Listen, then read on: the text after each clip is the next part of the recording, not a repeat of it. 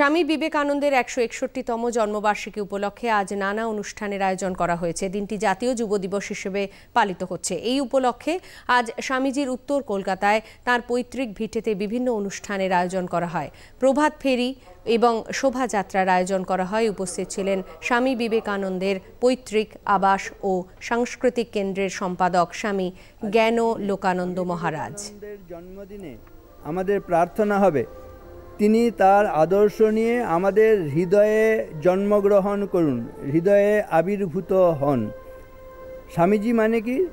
ভারতবর্ষের আদর্শ সম্বন্ধে স্বামীজি বলছেন, the twin ideal of India are renunciation and service, intensify her in those two channels and the rest will take care of themselves.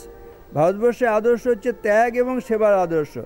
এই দুটি ধারায় যদি আমরা আমাদের শক্তিকে অক্ষুণ্ণ রাখতে পারি, সজীব সতেজ রাখতে পারি, অন্য সব সমস্যার সমাধান হয়ে যায়।